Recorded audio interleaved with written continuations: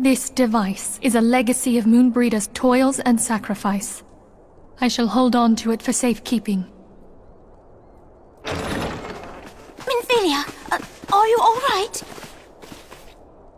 I am. Oh, we were surveying northern Thanalan when we received the distress call. We returned as swiftly as we were able.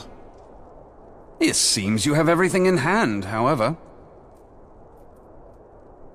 What happened here? Where is Moonbreeder?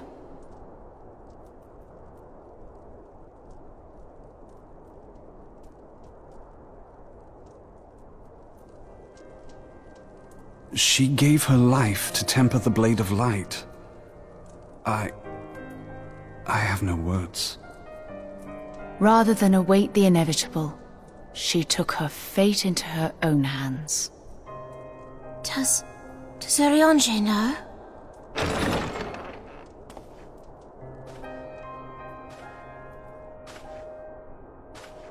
My friend, there is something I must tell you. I heard all, my lady. The moon sinketh, taking her leave of the heavens, yet her passing heraldeth the coming of a new day. Moonbreeder hath fulfilled her destiny, hath she not?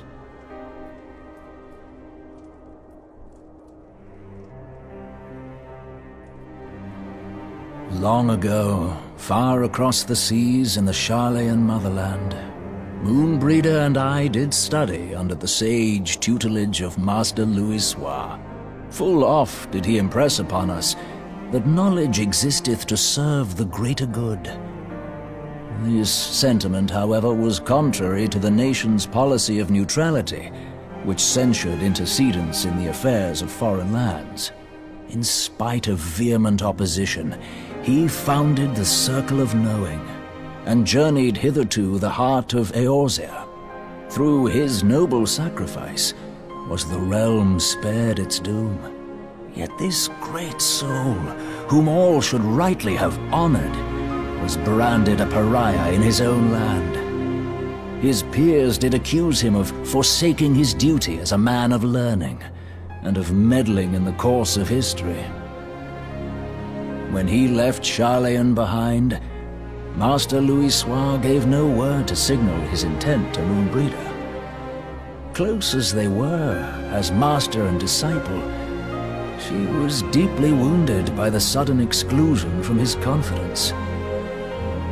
Above all, however, she was confused. Try as she might, she could ill comprehend her master's motive. The slanders that were heaped upon him after his passing served only to inflame the turmoil within her.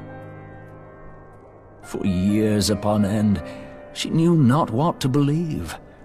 Torn as she was twixt the man whom she revered and the man who forsook her and his duty both. The Louisoix I knew would never forsake his duty, much less one of his own. This I know full well, my lady. 'Twas not for want of love that Master Louisoix hid his intent. He but desired that Moonbreeder discover her own path, free of the shadow of his influence. Long did I contemplate revealing the truth to her, and long did I hold my peace. After all, was it not Master Louisoix's wish that she come to the truth unaided? I told myself it was, and resolved to let her suffer. Knowingly did I deny my friend the comfort she craved. And now she hath gone to her rest, with doubt still in her heart.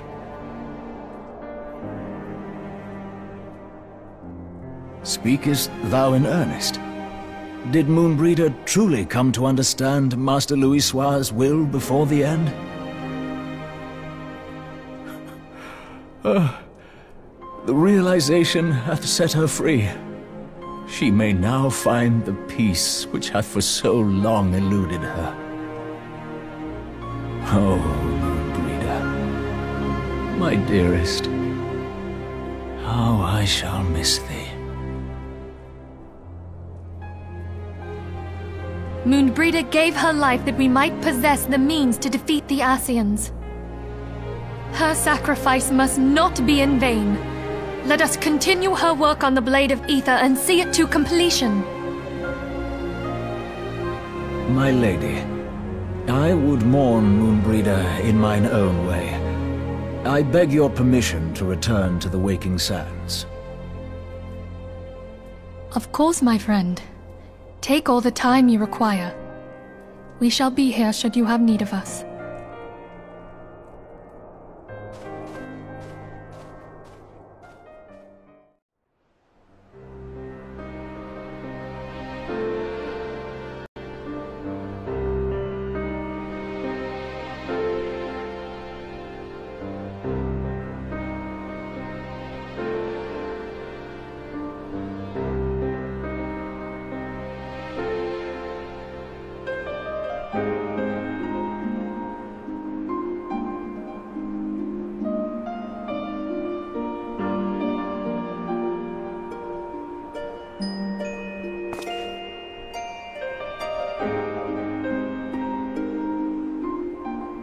Forgive me, Moonbreeder. Had I been quicker, or wiser, but I was not, and you paid the price.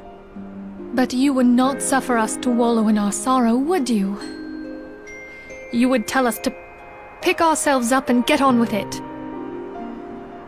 And so we shall. We shall defend this realm and her people to the last.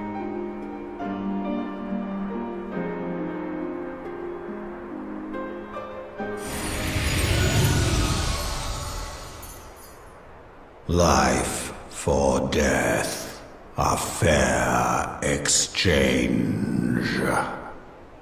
Other bargains will be struck.